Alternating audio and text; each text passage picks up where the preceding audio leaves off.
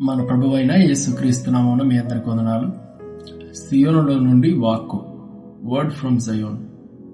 దేవుడు తన పరిశుద్ధమైన వాక్కు ద్వారా మనలను మరలా సంధించడానికి ఇష్టపడుతున్న సమయం ఇది. ఆయన వాక్యాన్ని ధ్యానిద్దాం. ముందుగా నేటి దిన వాగ్దానం చదువుదాం. నిర్గమకాండము 4వ అధ్యాయము 12వ వచనము. కాబట్టి వెళ్ళుము, నేను నీ నోటికి తోడయుండి నీవు ఏమి పలుకవలసినది నీకు బోధించదనని అతడితో చెప్పాను. విచిత్రమైన విషయం విన్నారా?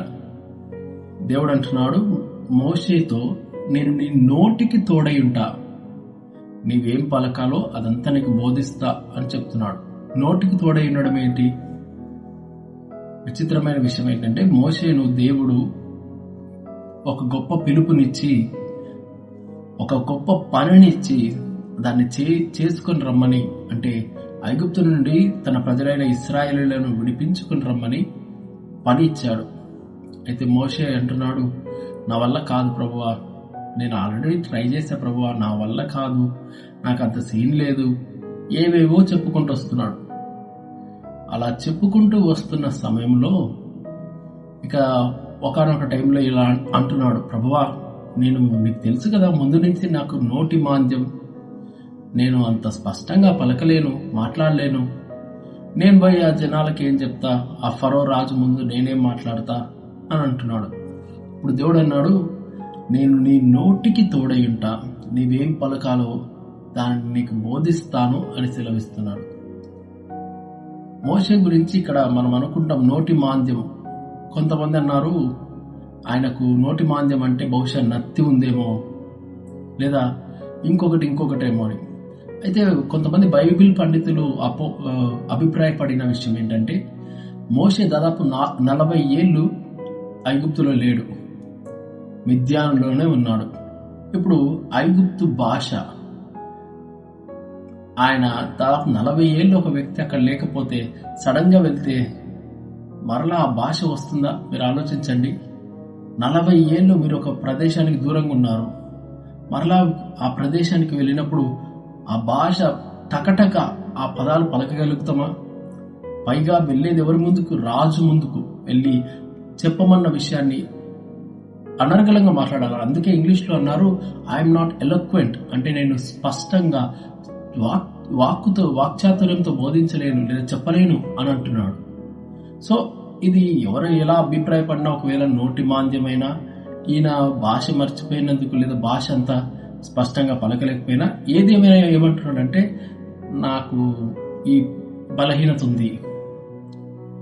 వినండి, దేవుడు ఒక పనిని మనకు అప్పగించినప్పుడు మన బలహీనత ఆయన పని చేయడానికి ఏమాత్రం అడ్డు కాదు.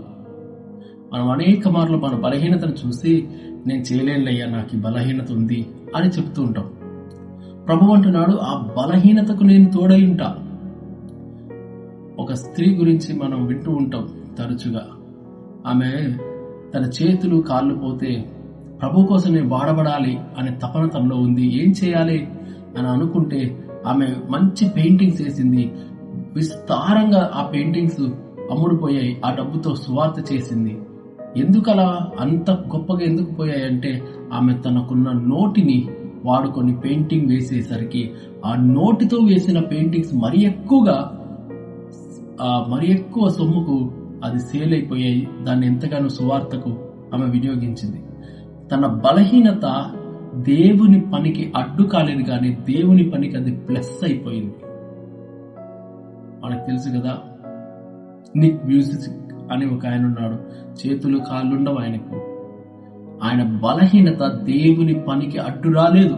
ఇలా ఎన్నో వేల మంది వారి బలహీనత దేవుని పనికి అడ్డు రాలేదు. అయితే ఇంకా కొంతమంది దేవుడు ఒక పనిని అప్పగించినప్పుడు, నాకు ఈ బలహీనత ఉందయ్యా, నా ఆరోగ్యం అంత బాగుండదయ్యా, నేనంతగా చేయలేను అని కారణాలతో మిగిలిపోతున్నారు. దేవుడు చెప్తున్నాడు మోషేకు, అయ్యా నీ బలహీనత ఏమో అడ్డు కాదు. ఒకవేళ నీ బలహీనత అంత అడ్డు అనుకుంటే, నీకు ఇంకో విషయం చెప్తున్నా, నీకు పని అప్పగించా, అంతేకాదు నీ పని అప్పగించి ఇంకా నువ్వు పోయి చేసేసే అనేవాడిని కాదు, నీతో కూడా వచ్చి దగ్గరుండి పని చేయించేవాడిని నీ నోటికి తోడై ఉంటా. ఎంత గొప్ప దేవుడు కదా. ఒక తల్లికి ఒక కుమారుడు ఉన్నాడు, 2 చేతులు లేవు. అయితే ఆ బిడ్డను చాలా కష్టపడి చదివించిన తర్వాత ఆ బిడ్డ చాలా చక్కగా చదివాడు. ఎగ్జామ్ రాయాలి, తన చేతులతో రాయలేడు కదా, ఎవరో ఒకరు తన పక్షాన రాయాలి. విచిత్రమైన విషయం ఏంటంటే తన తల్లి తనకు నేర్పింది, చదివించింది, ఇక వెళ్ళి రాయమని లేదు. తనే వచ్చి ఆ బిడ్డ పక్షాన ఎగ్జామ్ రాస్తూ, తను చెబుతుండగా తన ఎగ్జామ్ రాస్తుంది.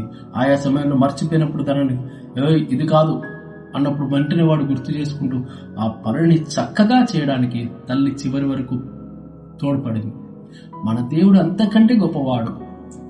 మనకు ఆయా తలాంతులు లేదా ఆయా పనిని అప్పగించి ఇక మీరు చేసేయండి అని వదిలేసేవాడు కాదు.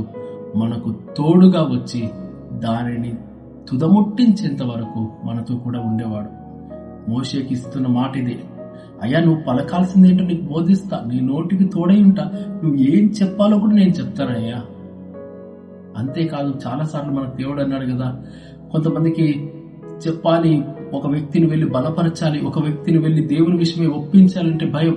ఏం చెప్పాలి, నా మాటలకు ఒప్పుకుంటారా?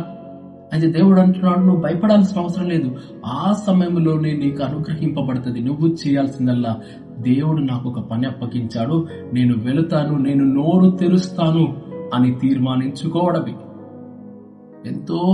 ఎన్నోసార్లు బలహీనతలు సాకులు చెప్పుకొని దేవుడు అప్పగించిన పనిలో ముందుకు వెళ్ళలేకపోతున్నాం. దేవుడు అంటున్నాడు, నీకు పనిని అప్పగించా, నీ బలహీనత అడ్డు కాదు. నీకు పనిని అప్పగించా, ఆ పని నువ్వు చేయడం స్టార్ట్ చేయడం ఆలస్యం, నేను నీకు తోడై ఉంటా.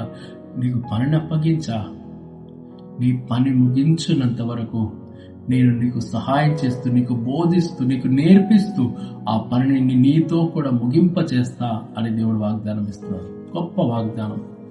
ప్రార్థన చేద్దాం. స్తుతులకు పాత్రుడా యేసయ్య ప్రభువా, మోషే వలె సాకులు చెబుతూ నీవిచ్చినటువంటి పని విషయంలో వెనకకు తగ్గిపోకూడదని, పనిని ఆరంభించని స్థితిలోనే ఇంకా ఉండిపోకూడదని, నీకు విసుగు తెప్పించే వారంగా మేము ఉండకూడదని ప్రభువా ఈరోజు నేర్చుకున్నాం. మాకు పనిని అప్పగించే దేవుడమే కాదు, మమ్మల్ని పిలిచి పనిని అప్పగించడం మాత్రమే కాక ఆ పని విషయంలో తోడుగా ఉండే దేవుడము, నేర్పించే దేవుడము. మా బలహీనత ఏమాత్రం అడ్డు రాదు, కానీ మా బలహీనతను వాడుకొని మరింతగా పనిని జరిగించే దేవుడము. స్తుతిస్తున్నాం. అట్టి రీతిగా బిడ్డలను నమ్మి నీ పనిలో ముందుకు కొనసాగిపోవడానికి, వారికి ఇచ్చిన పిలుపును సంపూర్ణం చేయడానికి సహాయం చేయమని యేసునామములో ప్రార్థిస్తున్నాం తండ్రి. ఆమేన్. సీయోనులో నుండి దేవుడు మనందరినీ నడిపించును గాక. అందరికీ వందనాలు.